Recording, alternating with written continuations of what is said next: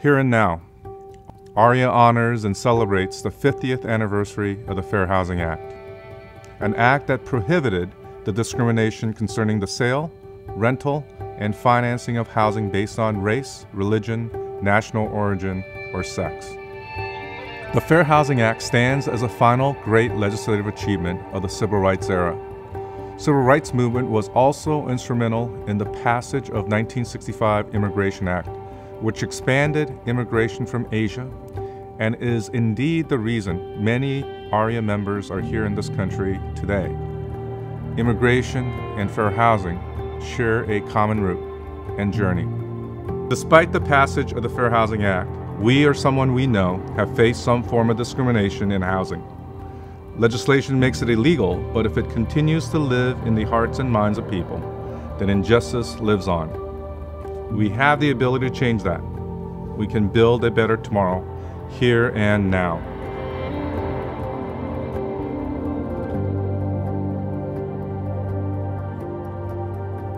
So as a young broker owner of a real estate company, as a minority, as an immigrant, as a gay man, I have unfortunately experienced a lot of discrimination. At the time when we came here over 32 years ago, there was not much Asians. So experiencing discrimination was something of a norm.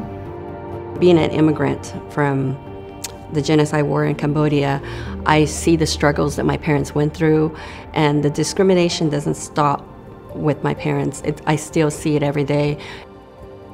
My family, like many others, came here and fled their country, China and Hong Kong, during the whole communist fiasco that was happening over there. And they certainly came across a lot of discrimination. Like even in Chinatown, it was like, no Chinamen allowed.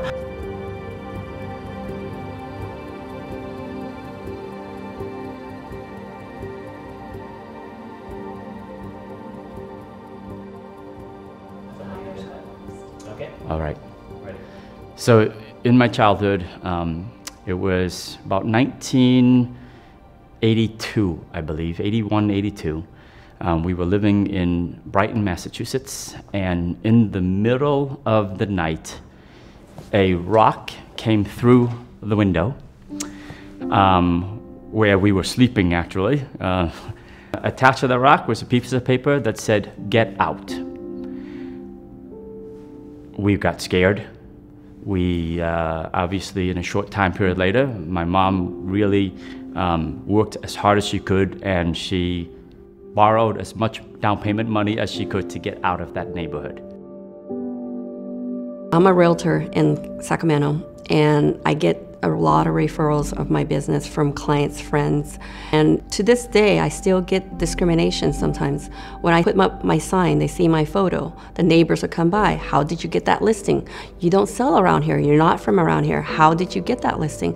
And I tell them, "Oh, I'm friends with them. I sold their other house. This is their grandparents or their friend's house, and I got that refer." "Well, I don't think you're gonna do good selling this house. It's not your market. It's not your typical area." When me and my husband go out looking for a home for ourselves, one day we walk into this open house in the neighborhood that ideal to us, and the agent there, she asked me, "Did you consider the other area, which is Flushing, a lot of Chinese people who live there?" Some of the landlord may be like Asian-centric. I deal with I would say maybe 90% of the customers are Asian. So sometimes they don't really understand. They feel like, "Hey, Amy, don't give me any tenant that they're gay or lesbian. I don't want them to be in the building." I still talk to my friends who, for example, were trying to get housing in the 80s during the whole AIDS epidemic, and I had friends who had to lie about their partners, either keep them hidden or say they were just roommates. I mean, all these, you're just basically lying about your identity so that you would be able to get a loan or get a house or even a rental. I specifically remember being in situations where I've closed a transaction with a very successful owner-broker of a company, and I felt very proud of myself going up against somebody who I looked up to for years. And less than an hour later, I get a phone call from a friend who is a waiter at a country club. And you hear a conversation, because my friend thought I should hear what was being said behind my back. So I'm hearing a conversation regarding me and, you know, the word, how does that faggot do this? And how does he get lucky every time? Was heard multiple times used by this owner of a brokerage and his management group. And to see a window into what people are really saying behind your back hurts you like you wouldn't believe. My parents, when they had their first home, it was a mixed-use property. So there was a vacancy, and they were renting it out, and they themselves were discriminating. I had to go and educate them that we went through that, the whole purpose of us owning property, so other people don't have to feel what we went through. So just because they're a different race, we should not discriminate.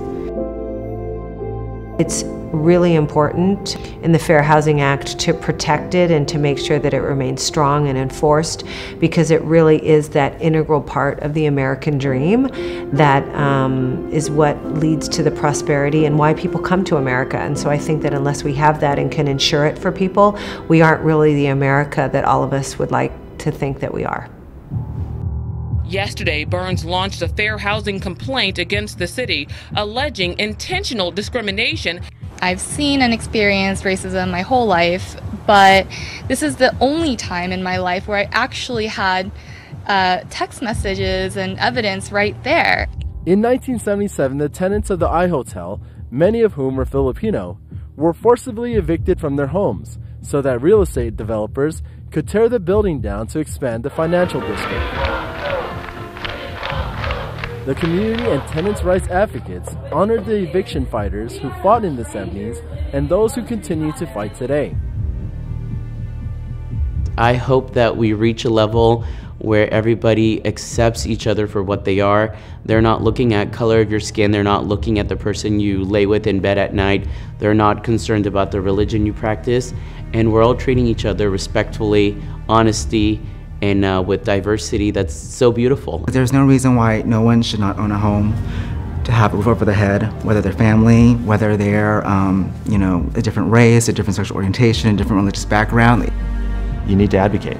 You need to advocate for those who may not be able to advocate for themselves. And it's things like the Fair Housing Act that is a great example of something that one can advocate for. Things change. The environment change, community change, policy change. I have a feeling that these things still exist, but how we would be able to make it better is the important part. I'm really glad and I'm really proud of being a member of AREA to bring the awareness of Fair Housing Act to our community, to help our buyers and sellers to understanding how important it is. Having support with colleagues, friends, AREA, and being connected helps a lot. And I hope the fair housing brings awareness to many others in the community. When we see discrimination here and now, we cannot look the other way. We must work to educate and create the change we want to see. This is not just an Asian American issue. This affects everyone of all backgrounds, sexual orientation, and religious beliefs. I've seen positive change and progress in my lifetime, and we must continue to expand opportunity and help everyone find a place we call home. That's the mission of AREA, and it's the mission that's worth fighting for.